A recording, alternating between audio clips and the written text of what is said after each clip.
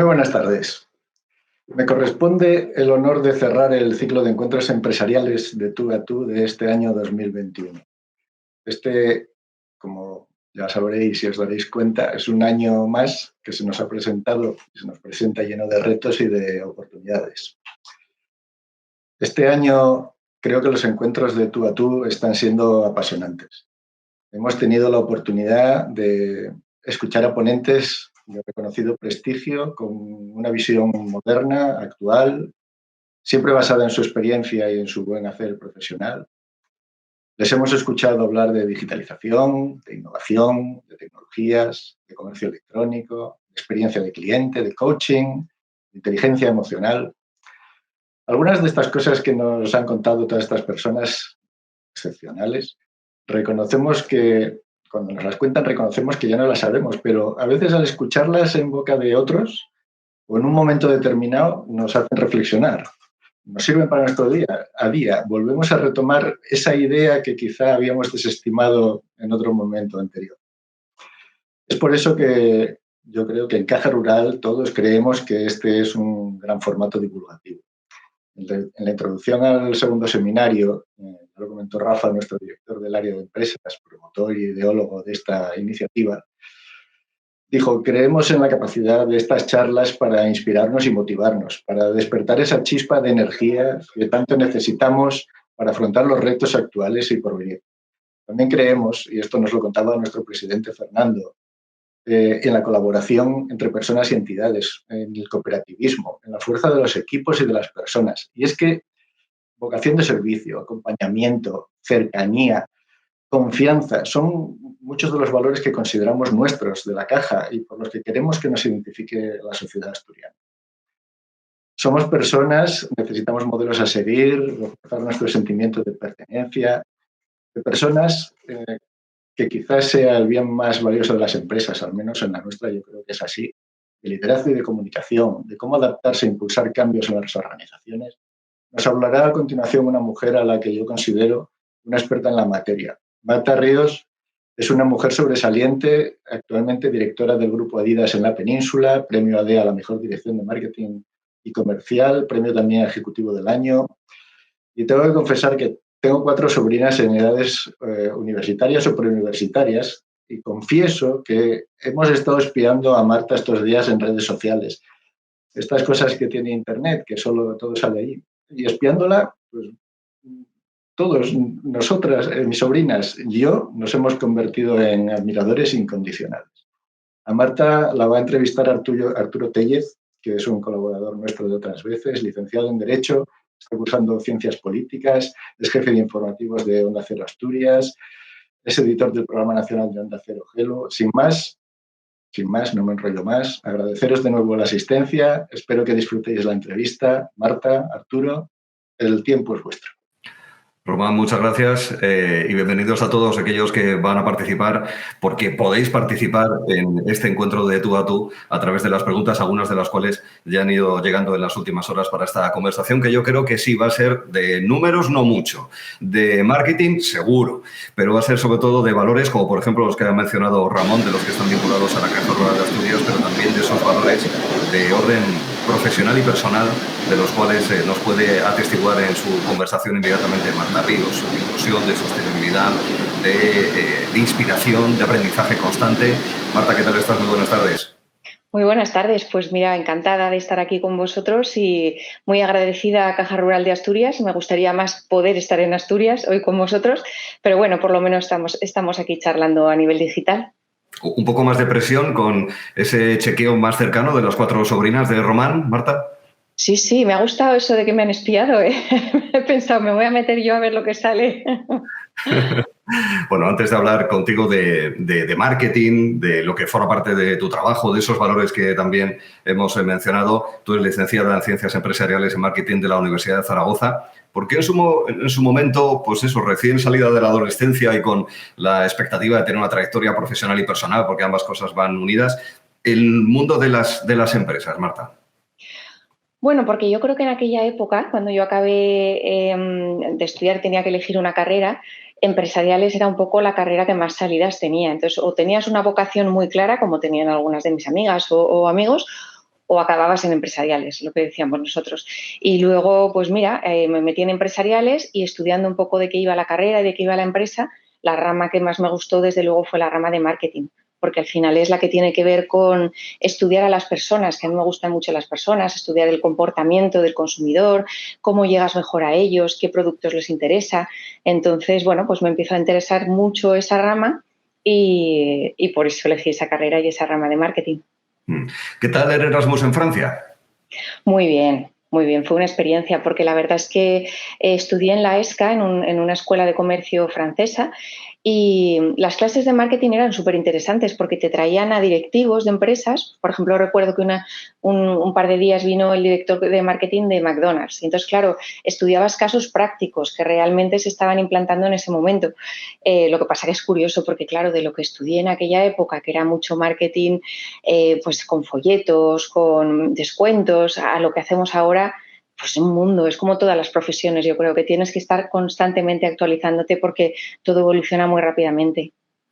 Lo de los folletos me recuerda algunas imágenes de la gente que iban a la feria del turismo Fitur, que además es la semana que viene, y que iban con trolis cargados de folletos. Eso Sí, ya se terminó. Eso se ya se acabó, con el terminó. móvil se acabó, sí, sí. Sí, señor, sí, señor. ¿Cuál fue tu primer desempeño profesional? Pues mira, yo antes de entrar en Adidas hice unas prácticas en una empresa que está aquí, Saika, en Zaragoza, que es muy famosa, y después directamente entré en Adidas. O sea, fue mi primer trabajo, digamos, remunerado, y entré como sustituta, una baja maternal del departamento de marketing. Y bueno, pues después, cuando ya acabé esa baja maternal, Adidas estaba en expansión, estaban buscando gente para el área de producto. Allí empecé yo a desarrollar producto y colecciones. De allí salté a comunicación, de allí salté, bueno, a directora de marketing de la parte de moda, porque entonces teníamos separada la parte de moda de la parte de deporte. Y bueno, pues salto a salto, 25 años que llevo en esta empresa, casi sin enterarme. Sí, sí, 25 años, de los cuales unos cuantos llevas aquí en España, en tu país, pero hay una experiencia que me parece que tienes que explicarnos, que es la de a partir de 2013, cuando te nombraron como directora de Adidas en el área Pacífico, con sede en Australia y en Nueva Zelanda. Primero, ¿cómo recibe esa noticia de que se va a las Quimbambas a seguir trabajando? ¿Y qué recuerdos tienes de esa experiencia que puedas aportar en lo personal y en lo profesional, Marta? Pues mira, te cuento, Arturo. Primero, no fue una decisión meditada de nos queremos ir como familia a Australia. Lo que ocurrió fue, pues como te comentaba, yo era la directora de marketing de la parte de moda de Adidas, y estas cosas que tienen las multinacionales que de repente reestructuran y suprimieron ese puesto, unieron marketing con deporte y dejaron solo un director de marketing. Entonces, claro, yo de repente me encontré con que mi puesto en sí desaparecía. Tenía algunas opciones aquí a nivel local que tampoco me resultaban tan interesantes, y entonces sorprendí a todos cuando me llamaban de Alemania y me decían, bueno, Marta, ¿qué hacemos? ¿Y tú qué querrías hacer? Y sorprendí a todo el mundo diciendo, pues ¿sabes lo que me gustaría a mí? Irme a Australia y Nueva Zelanda, porque yo sabía que había un puesto allí de director de marketing. Entonces, bueno, pues rápidamente organizaron entrevistas, un viaje para que conociéramos la ciudad de Melbourne y todo, y con muchísima ilusión. Todo esto ocurrió en noviembre del 2011 y en febrero del 12 ya estábamos viviendo en Australia. O sea que, imagínate, son de estas cosas en la vida que no buscas, pero que con el tiempo dices, qué suerte tuve que pasó esto, que en su momento me desconcertó tanto y bueno, pues me frustró tanto, pero a la vez me ha salido una de las mejores oportunidades de mi vida. Esto es un de Y tú a tú, pero en realidad es un... Perdón, ¿ibas a decir algo? no, sigue, sigue. Que digo que esto es un de tú a tú, pero en realidad es un de nosotros a vosotros. Lo digo porque se puede participar y en ese sentido, Olga Gutiérrez te plantea, Marta, ¿cuáles son las principales diferencias entre el mercado de la península ibérica y el de Oceanía? Pues mira, yo pensaba, cuando llegué a Australia, absolutamente todo es diferente. O sea, es verdad que está en el otro lado del mundo. Entonces, desde que te bajas del avión, los paisajes son diferentes, la gente es diferente, los animales son diferentes. Y yo decía, bueno, al menos tengo una constante que es Adidas. Es la misma marca, la misma empresa. Pues también era diferente, porque la Adidas que hay en España, que es una marca premium y que siempre está ahí, como decimos nosotros, que es una carrera de 2 caballos con Nike, y luego están el resto de marcas. En Australia no era así, en Australia era Nike número 1 y Adidas con otro conjunto de marcas. Entonces, bueno, pues para mí fue un baño de humildad tremendo el darme cuenta que no teníamos esa fuerza de marca que podíamos tener aquí en España y que incluso me encontraba cosas como que compartíamos campañas de escaparates con otras marcas y también tuve que trabajar mucho el orgullo de pertenencia, el orgullo de marca, y decir, no, es que nosotros somos Adidas, nosotros o vamos solos o no vamos en esta campaña. Y como principales diferencias, pues que Australia es un país en el que están absolutamente locos por el deporte. Todo el mundo hace deporte y mis compañeros, el que no hacía una triatlón es porque había hecho 2 maratones, o son fiebres del deporte. Y allí miran menos el precio, miran mucho más la tecnología. Y luego, por ejemplo, en España hay unos deportes clave que si los activas bien tienes mucho ganado, como puede ser el fútbol. El fútbol es el deporte de más visibilidad que tenemos en España y desde luego el más emocional. En Australia tenías 20 deportes, pues tienes el fútbol australiano, tienes el rugby, tienes el cricket, entonces era mucho más difícil de activar con embajadores de marca. Y luego, perdón, Arturo, creo que me preguntabas también por la parte personal, que cómo fue la adaptación, ¿no? Y la parte personal. Y la verdad es que fue súper interesante porque a mí me pilló con una actitud buenísima, súper positiva y claro que es difícil, los principios son siempre difíciles y porque, como os comentaba, te vas al otro lado del mundo y de repente tu día es tu noche, tu verano es tu invierno, se conduce y se anda por el otro lado de la calle, que vas al principio chocándote con todo el mundo. Luego, una de las cosas más bonitas que tiene Australia es la diversidad cultural. Tienes pues gente de absolutamente todo el mundo, tienes indios, indonesios, chinos, americanos, europeos, entonces la mezcla y la riqueza cultural es brutal. Y yo tenía en mi equipo 42 personas, entre los australianos y los de Nueva Zelanda, no tenía 2 nombres iguales, los apellidos eran todos rarísimos, iba siempre con mi chuleta de nombres y de apellidos para redactar los mails.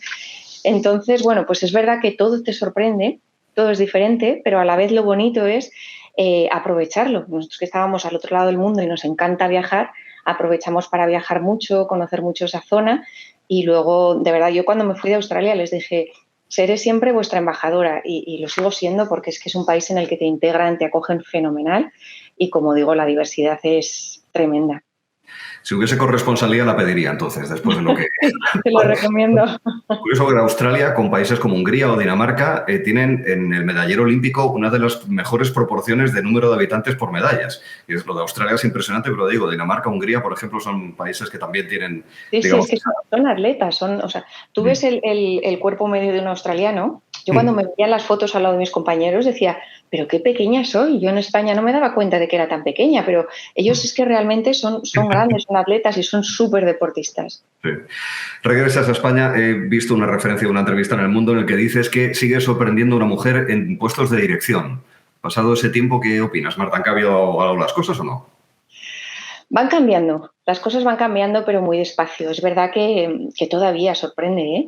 Y bueno, a mí me ha pasado mucho durante mi carrera de ir a una reunión y a lo mejor ir con un compañero mío y directamente le hablan a él pensando, claro, pues este es el hombre, será el jefe. Entonces sí que es verdad que todavía hay mucho trabajo por hacer, pero yo creo también que ahora hay mujeres fantásticas liderando muchas empresas en España y también fuera de España, por supuesto, están demostrando que lo pueden hacer fenomenal, igual que los hombres, con otras competencias a lo mejor y con otras habilidades. Y bueno, poco a poco esperemos que de manera natural todo esto se vaya cambiando.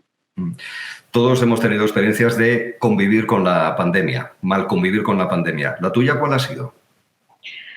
Bueno, la mía al principio de la pandemia fue horrorosa porque yo me confiné 2 días antes de que empezara la pandemia porque empezó mi marido con síntomas y pensé, bueno, pues por si acaso no voy a la oficina, me quedo aquí con el ordenador y menos mal, ¿eh? Porque caímos todos con el virus en casa.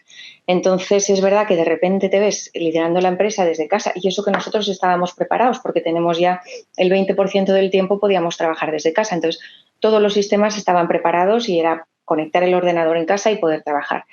Pero ¿qué ocurre? Que de repente el foco de la empresa cambió radicalmente y de mirar unos indicadores, pues como la venta, el margen, la cuota de mercado, las tiendas estaban cerradas, entonces el foco cambió rápidamente a todo lo que era digital y a controlar los flujos financieros, claro, la entrada y salida de caja, porque vivíamos otros tiempos en los que no ingresábamos.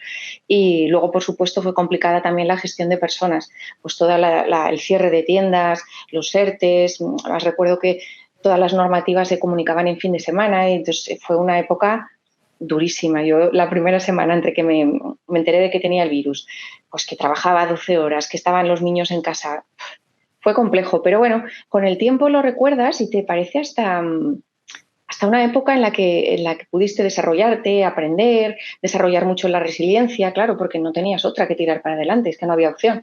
Entonces yo creo que de todas estas experiencias se aprende y te hace más fuerte también.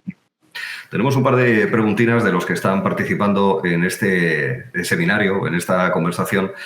Por un lado, Marta Corral, y ligado un poco a esta situación de adaptación en tiempos de pandemia, ¿cómo alentar la omnicanalidad sin perder puntos de venta del retail clásico frente al cada vez más creciente canal online, donde obviamente las ventas por Internet han crecido, Marta?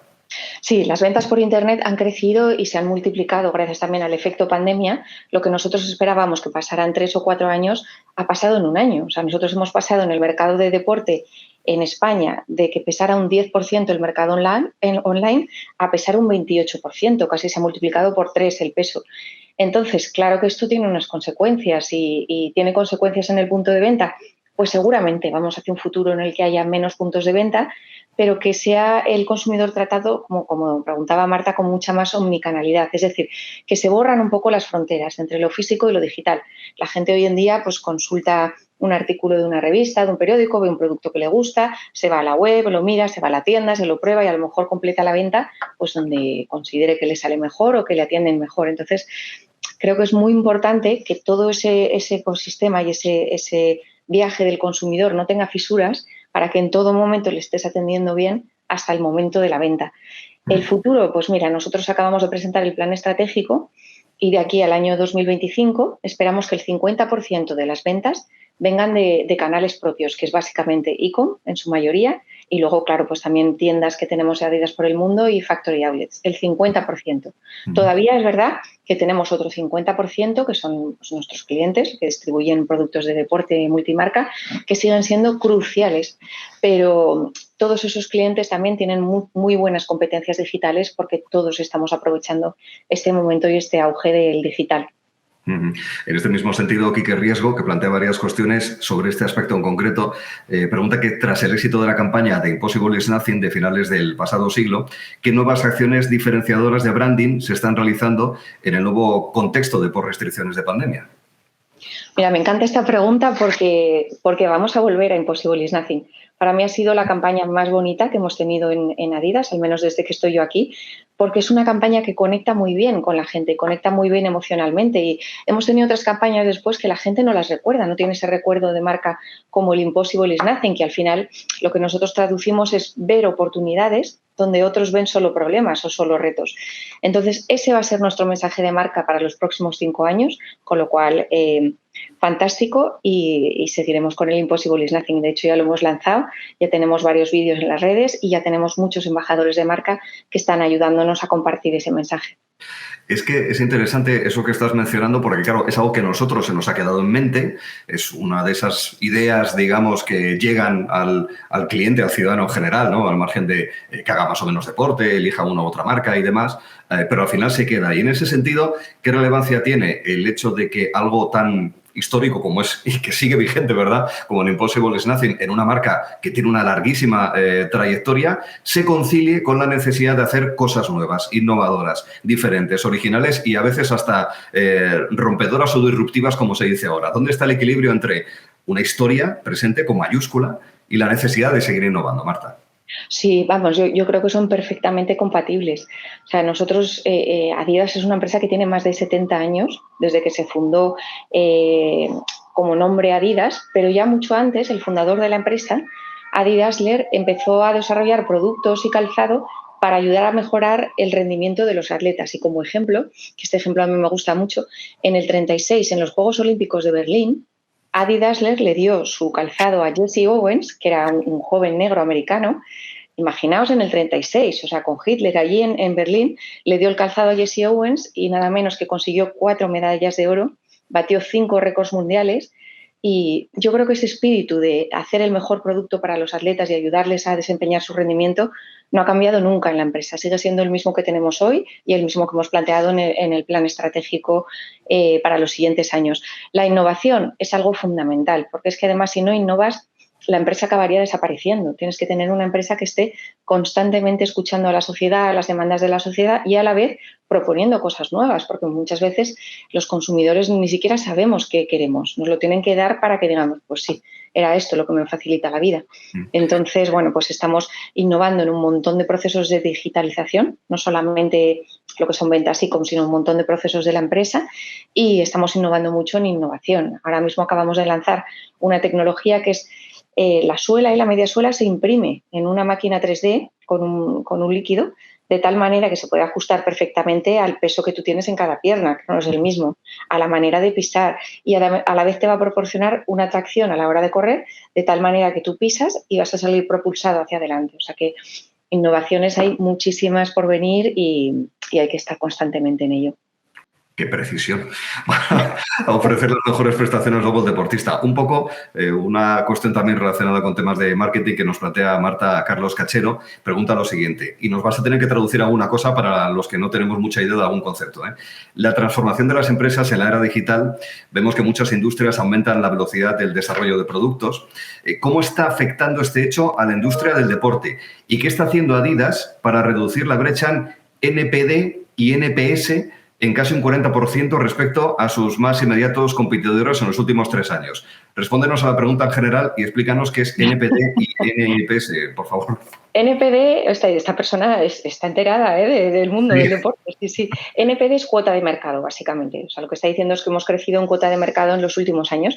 Y NPS es un indicador que utilizamos en marketing para medir la salud de marca. NPS es cómo el consumidor conecta y está enganchado a tu marca frente a otras marcas. Entonces, bueno, pues la pregunta básicamente es cómo habéis hecho para mejorar estos 2 indicadores a lo largo de los últimos años. Es que no hay una respuesta. Habría muchas respuestas a esa pregunta. Dar vida a la estrategia que tenemos en Adidas a nivel de producto, desarrollando productos pues, que tengan éxito no solamente en la parte de deporte, sino en la parte casual, que en España es el 50% del mercado deportivo. Todas las zapatillas que llevamos para la calle, y nosotros hemos tenido mucho éxito con algunas de nuestras siluetas.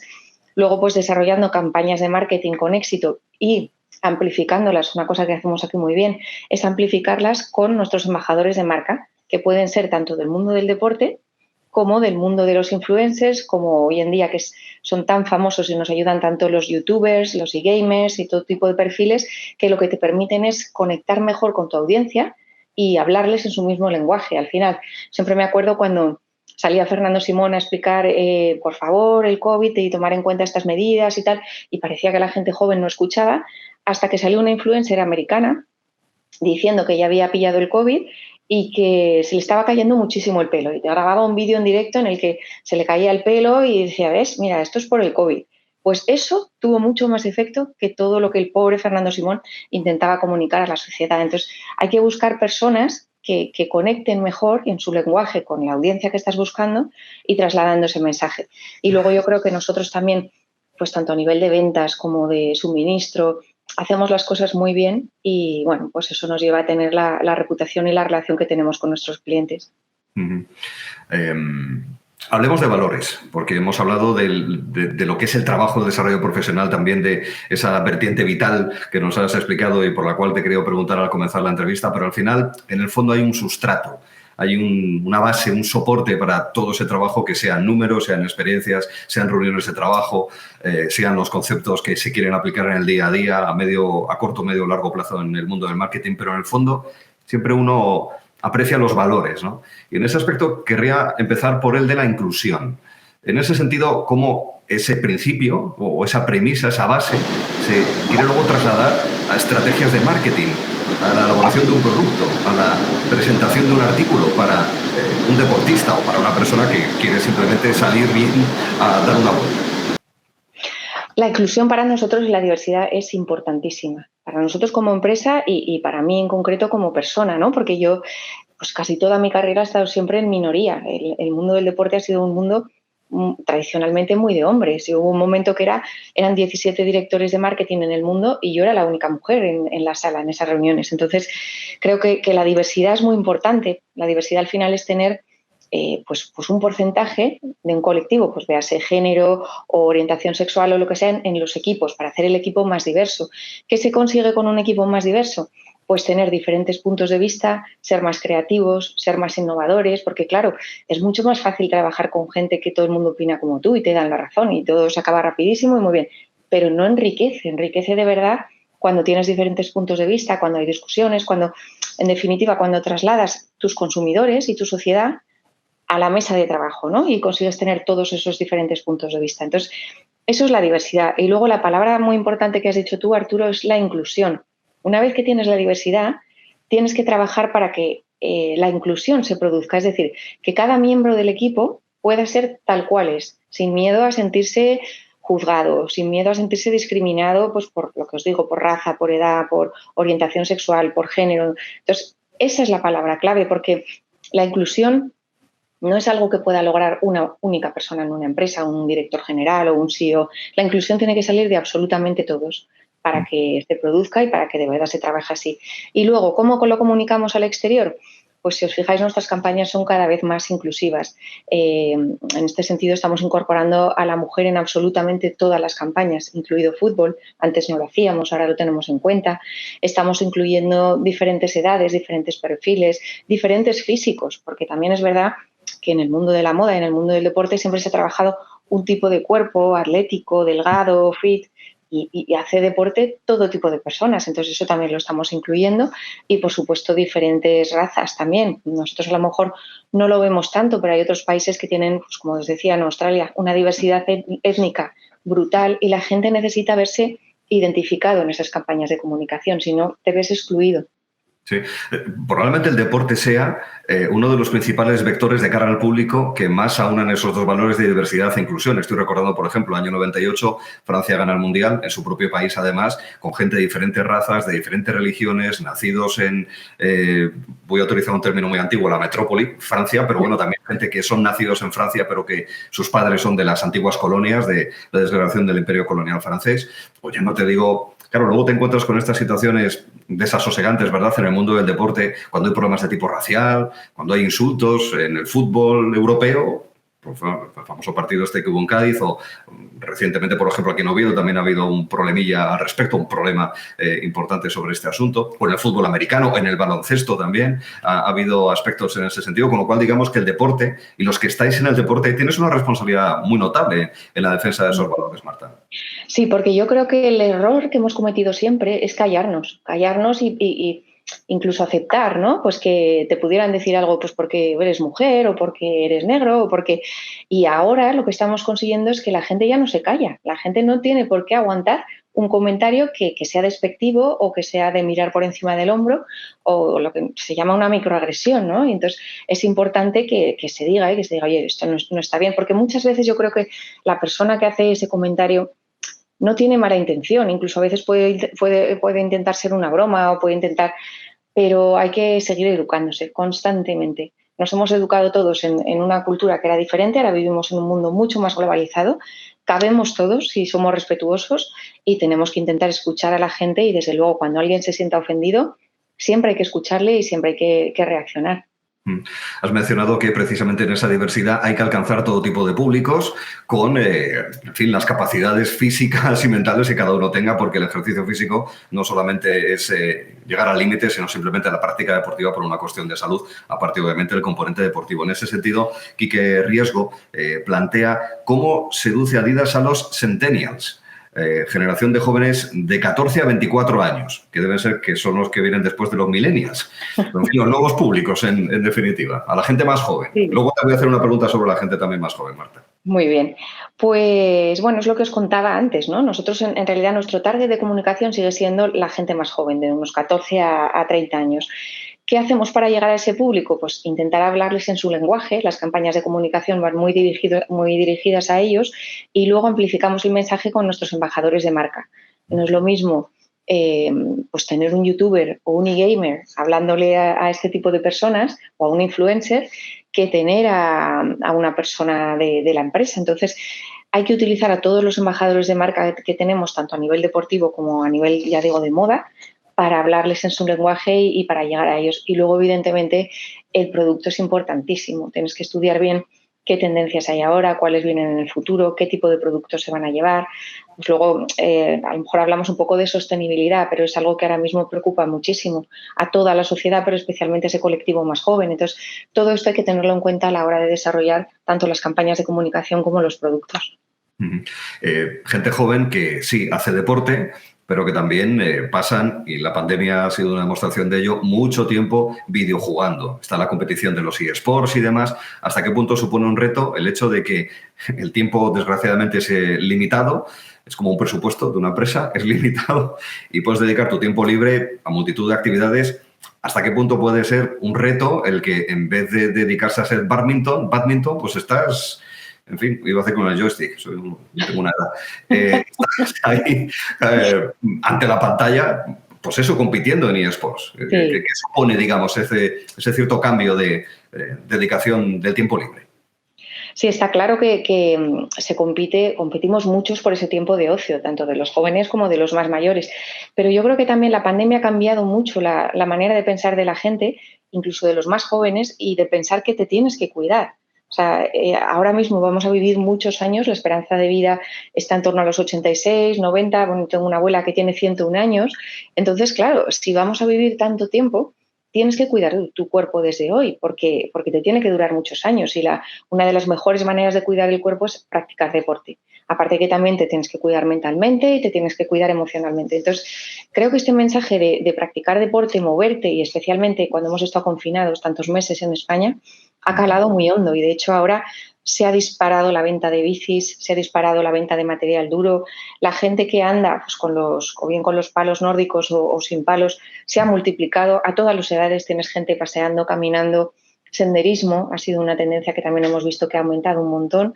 Y el running, por supuesto, porque puedes correr, te pones unas zapatillas y sales a correr, no tienes ningún impedimento. Entonces, todo esto hace que tu cuerpo esté mejor, que mejores en autoestima, que refuerces unos valores, que estimes más el sacrificio, el esfuerzo. Entonces, el deporte, en definitiva, te hace mejor persona y te hace estar más equilibrado. Entonces, yo creo que esto es una educación que tenemos que dar desde pequeños a nuestros hijos, porque además nosotros vemos que las mujeres, las niñas, a partir de cierta edad, de los 12, 13 años, tienen tendencia a abandonar el deporte. Y luego a lo mejor ya vuelven cuando son un poquito más mayores. Entonces, ahora estamos trabajando también con una asociación para conseguir que no se produzca ese abandono de la práctica deportiva y que, como dices tú, compitiendo con todos los videojuegos, con toda la batería de plataformas como Netflix y tal, dediquemos un tiempo también a salir a practicar deporte y a cuidarnos. Me estoy acordando, claro, cuando uno sale a hacer deporte, puede hacerlo a cualquier hora, en diferentes lugares y demás, pero estoy recordando, y seguro que los participantes, y tú también, Marta, recuerdas cuando a primeros de mayo del año pasado, cuando el gobierno estableció aquellas franjas de salida en el proceso de desescalada, eran las 8 de la tarde y yo veía desde mi ventana, haciendo el programa de radio desde casa, que de repente apareció todo el mundo a correr, bicicleta y, en fin, porque no había piscina y entonces no se podía ver gente nadando. Pero es verdad, ¿tú piensas que puede haber un antes y un después en la cultura deportiva en este país, que ha ido creciendo, sin duda alguna, es evidente, en los últimos años? ¿Puede ser un punto de inflexión en ese sentido? ¿Podemos ser la nueva Australia de la cultura deportiva, Marta? Aún nos queda un poco más de esfuerzo como los australianos, pero absolutamente. Yo creo que el hecho de que nos hayan encerrado unos meses en casa y no nos hayan permitido salir, ver el sol, mover el cuerpo, hacer deporte, claro que ha hecho que la gente se aficione más y que valore más lo que es tener la libertad de poder salir y hacer deporte cuando quieras, de poderte ir a la montaña, dar un paseo, de poder ir al mar. Entonces, sí que creo que ha habido un antes y un después, y creo que la gente también ha entendido que en la vida te pille lo que te pille, ya sea una pandemia, un virus, una operación, un accidente. Si tú estás en forma, si tú tienes un cuerpo que está en forma y lo cuidas y cuidas el corazón y haces cardio, todo te va a resultar mucho más fácil que si no te cuidas. Entonces, sí que creo que ha habido, pues igual que la revolución digital, ha habido también una revolución mental en la gente, en pensar que hay que hacer deporte, que hay que cuidarse, sí. Uh-huh. Hay una pregunta muy directa que nos plantea uno de los participantes asistentes a este encuentro. Es de Eduardo González. Es un poco disruptiva la pregunta sobre lo que venimos hablando y es muy concreta, Marta, atención. ¿Tienen previsto contactar con el Real Sporting de Gijón para recuperar un contrato de ropa deportiva que tuvieron hace años? Pues ojalá. Nosotros estamos siempre explorando bueno, pues el mercado y viendo qué clubes pueden quedar libres, qué clubes pues nos pueden llamar o pueden estar interesados y evidentemente estamos abiertos y más a un club como el Gijón, sí, sí. Vale, en fin, una empresa que tiene sus distintivos, unas bandas, en fin, un equipo que tiene franjas en su camiseta, yo creo que ahí cuadra. Exactamente, yo creo que le quedaría fenomenal, sí, mucho mejor que ahora. Bueno, hemos hablado de diversidad, de inclusión, la sostenibilidad, que es un valor que está cada vez más en las organizaciones, pero que también yo creo que está en el devenir cotidiano de cualquier persona de manera particular, de manera individual. ¿Eso cómo se hace en una multinacional de estas características por parte, en definitiva, de personas con nombres y apellidos que también quieren aplicar ese valor de sostenibilidad, que yo creo que además es uno de los factores que el cliente va a tener en cuenta a la hora de adquirir un producto, en este caso del rango de los que ofrece Adidas? Totalmente. Yo creo que después de la pandemia lo que nos va a venir ahora es el cuidado del planeta, la sostenibilidad. Ya nos ha venido, ya nos lo están pidiendo y es una demanda de la sociedad, es una demanda de los consumidores, es una demanda de nuestros propios trabajadores, que tenemos que ser una empresa más sostenible. Y es que mientras se ponen de acuerdo gobiernos, instituciones, las empresas y especialmente las multinacionales, tenemos un papel fundamental en todo esto. Tenemos que empezar a pensar en nuestra estrategia que tenemos el deber y la obligación de ser más sostenibles, porque solo tenemos un planeta y, bueno, el otro día leía que todo lo que hemos hecho hasta ahora va a condicionar los próximos 10 años. O sea, que lo que hagamos a partir de hoy condicionaría los siguientes 10 años. O sea, es que vamos tarde ya, tenemos que hacer todo lo posible por ser más sostenibles. Y en Adidas ya llevamos 30 años intentando tomar medidas sostenibles y hemos ganado varios premios, estamos dentro de los índices más prestigiosos de sostenibilidad, pero lo que viene a partir de ahora es súper interesante. Uno de nuestros focos es acabar con los residuos plásticos. Es verdad que el plástico es un material pues que en su momento fue la gran revolución, pues porque es muy, muy maleable, es muy versátil, pero tiene un gran problema y es que una botella de plástico puede tardar 500 años en degradarse. Entonces, claro, el plástico lo tenemos por todas partes, en los ríos, en los lagos, en las montañas y en el mar, que es donde acaba casi todo el plástico, ¿no? Entonces, nosotros tenemos una asociación con Partly for the Oceans, que es una organización que lo que hacen es recoger plásticos del mar y de las costas. Y lo que hace Adidas es, con esos plásticos, creamos una fibra, unos filamentos, que luego se traducen en fabricar camisetas o fabricar la parte de arriba de las zapatillas. Solamente en este año vamos a vender 17 millones de pares con este material reciclado de plástico de los mares. Esa es una de las maneras que tenemos de contribuir. La otra, también es bastante revolucionaria, es que estamos haciendo producto que se va a reciclar en el futuro. Acabamos de lanzar una zapatilla de correr, una Ultra Boost GNA, que lo que tiene es que toda la zapatilla, absolutamente toda, es reciclable. Entonces, tú te compras la zapatilla, lleva un código QR en la lengüeta y cuando ya la has desgastado, has acabado de usarla, escaneas el código, la devuelves a Adidas, nosotros la trituramos y todo, absolutamente todo, es aprovechable para hacer un nuevo producto. Y luego la tercera, la que más me gusta a mí, que llama mucho la atención, que llamamos Made with Nature, que son productos hechos con la naturaleza. Y acabamos también de lanzar una zapatilla, una Stan Smith, hecha con la piel sacada de las raíces de las setas, que de ahí se saca una piel que es muy flexible, muy cómoda, pero a la vez es muy duradera. ¿Cuál es la ventaja? Que se puede criar o cultivar en jardines verticales y en 15 días puedes reponer el producto. Entonces, todas estas revoluciones van a ser absolutamente el futuro y los consumidores, como bien dices tú, lo están pidiendo. Es que miran los productos para ver cuál es su origen, cuál es su composición, lleva poliéster o no reciclado, qué tipo de algodón lleva. Entonces, esto es un valor que tenemos que tener todos a nivel personal y a nivel profesional, porque solo tenemos un planeta. Esto que has comentado de las setas me recuerda, no hace demasiado tiempo he visto una crónica de una asturiana, pero que lleva buena parte de su vida en Dublín, en Irlanda, que utiliza fibras de piña, o sea, restos de piñas y tal, para hacer tejidos y demás, para hacer cestas y ese tipo de cosas que puede servir y se utiliza porque, bueno, es un residuo. Y de esa manera... Con la patata, o sea, que hay muchos materiales. Claro, la ventaja que tienes es que si está hecho con un material de la naturaleza, se degrada. No es como fabricar pues, con otros materiales que son mucho más contaminantes. Lo cual no deja de ser pues, un punto, además en estos tiempos en los que tanto se está hablando de economía circular, que además es una de esas vertientes que quieren potenciarse con estos fondos europeos de recuperación después de la pandemia, el valor de aquellas personas que quieren emprender, que quieren sacar adelante un negocio. que os quieren hacer la competencia las grandes multinacionales, Marta, de alguna manera. O ayudarnos, porque con muchos colaboramos al final. Pues claro, colaborar, claro, evidentemente. Quiero decir, al final, claro, estas grandes empresas sois matriz, tractor de un montón de empresas con las que tenéis relaciones de entrada, de salida y demás, sin duda alguna.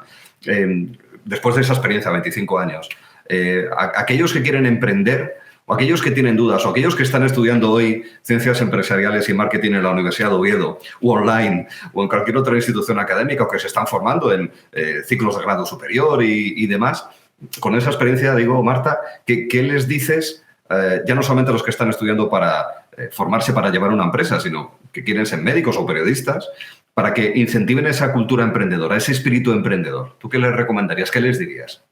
A ver, yo creo que esto lo tenemos que cambiar en España porque tenemos una cultura de estabilidad muy fuerte. A nosotros nos gusta vivir en la misma ciudad los máximos años posibles, trabajar en la misma empresa y si puede ser que me jubile allí. Entonces, todo esto está cambiando muy rápidamente en el mundo y las multinacionales cambian mucho, las empresas abren y cierran. Entonces, el tener una cultura emprendedora en un país es importantísimo porque es un motor para la innovación y para el desarrollo y para la creatividad. Entonces, si alguien quiere emprender, tienes que ser valiente, ya tengas experiencia profesional o salgas de una carrera, lo que diría es que tienes que encontrar una necesidad o un producto que cubra una necesidad que tenga la sociedad o un problema, resolver un problema que tenga la gente y luego, pues si es nuevo, fenomenal, porque no va a competir contigo nadie. Y si no es nuevo, si ya existe, entonces tienes que intentar diferenciarte al máximo, dar un servicio especial para que realmente tu producto sea más atractivo.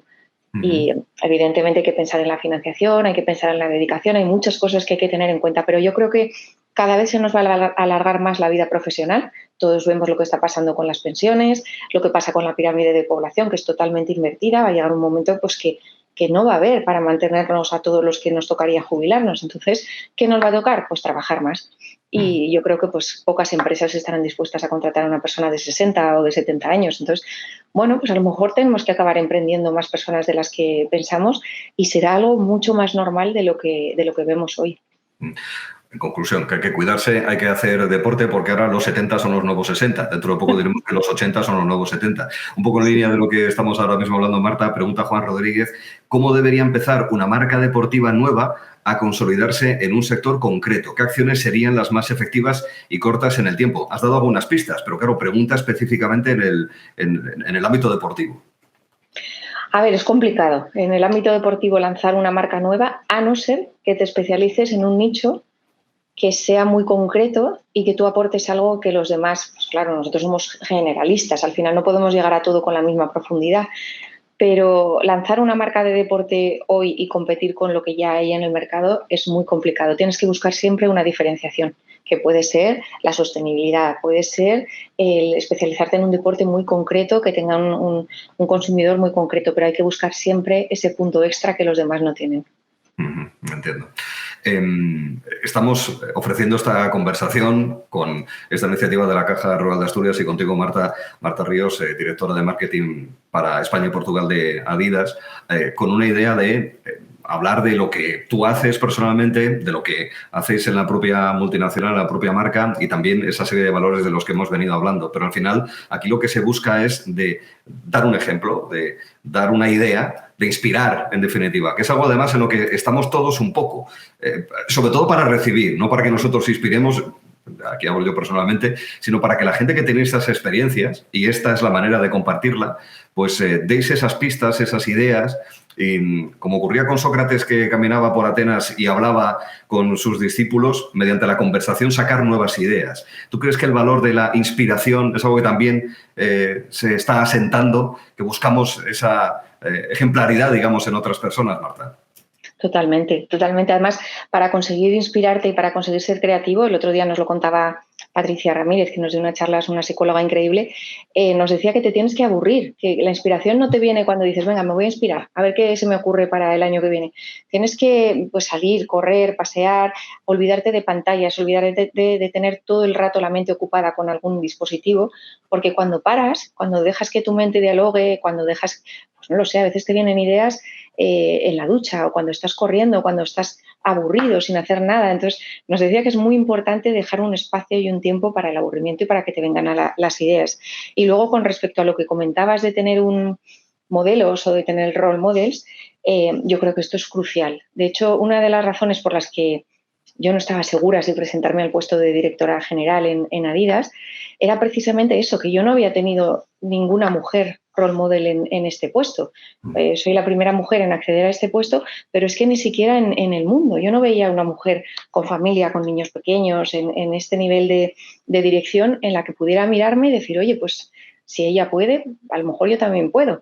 Entonces, bueno, pues mi jefe, que es muy listo, mi jefe que estaba en estos momentos en Iberia, me dijo, pues Marta, si tú no tienes ese role model, ¿por qué no lo eres tú para las siguientes generaciones o para las siguientes mujeres que quieran acceder a este puesto? Y claro, ahí me puso toda la presión y el orgullo y dije, pues sí, vamos a intentarlo. Bueno, es que el trabajo, la profesión, con sus momentos malos, sus momentos buenos, al final también es un tractor vital de inspiración, ¿no? Es decir, el trabajo no tiene por qué ser penoso, sino que al contrario, tiene que ser una palanca de inspiración vital, ¿no, Marta? Y cuando te sacan de la zona de confort es cuando de verdad creces. O sea, yo entiendo que es muy cómodo hacer el mismo trabajo durante muchos años y te adecúas, pero realmente cuando, pues como digo yo, cuando te pegan un meneo, pues como hicieron conmigo, ¿no? Y ahora Australia, y ahora vuelves, y ahora directora general, ya, claro, estás tanto tiempo fuera de tu zona de confort que no haces más que aprender y absorber cosas. Y esto es algo buenísimo también. Esto es algo que yo creo que el trabajo te debería dar todos los días. Yo creo que un buen trabajo lo que te tiene que aportar es aprender todos los días. Por supuesto, una empresa en la que conectes con los valores, con el ambiente, con la cultura de empresa, eso es fundamental.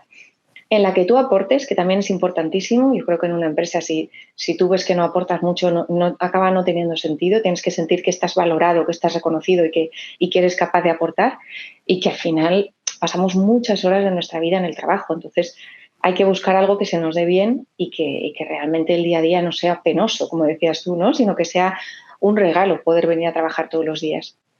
Alguien te pregunta al respecto, David, te pregunta Marta que cuáles son las siguientes metas, para que no sea todo sota, caballo y rey, cuáles son las siguientes metas que te marcas en el aspecto profesional.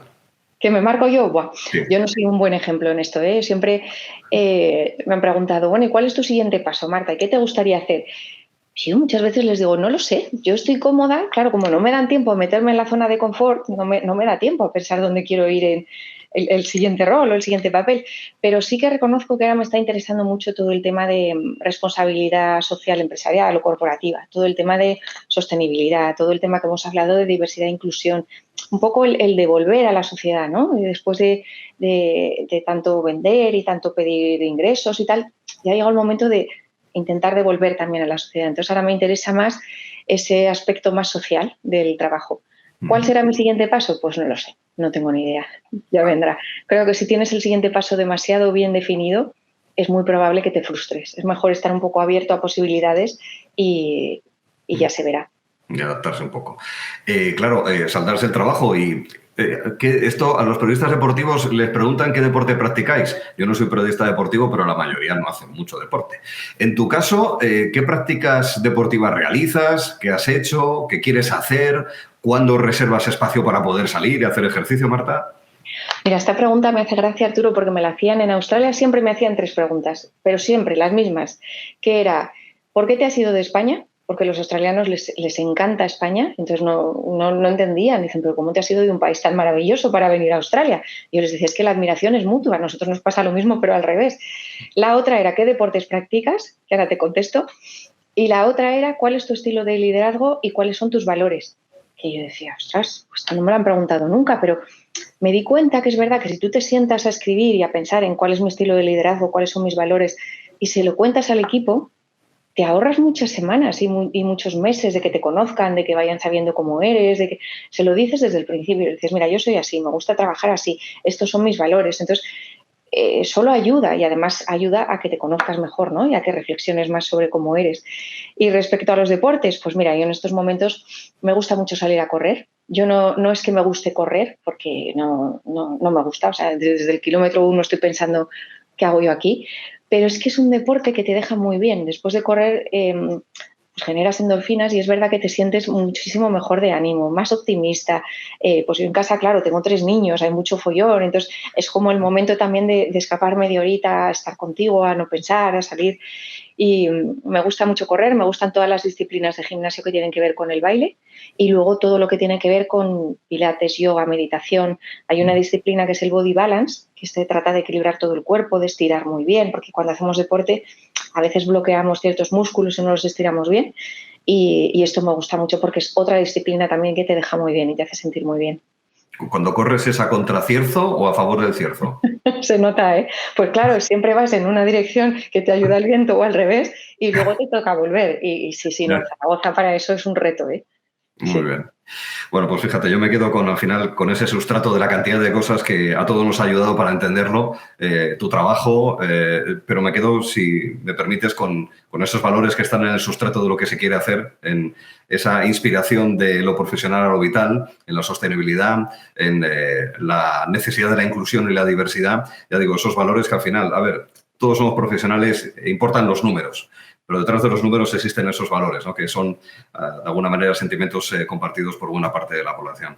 De verdad te agradezco muchísimo y me voy a arrogar la responsabilidad de agradecerlo también en nombre de la propia Caja Rural de Asturias el que hayas estado este rato con nosotros. Y nada, le das un muy fuerte beso a tu abuela de 101 años.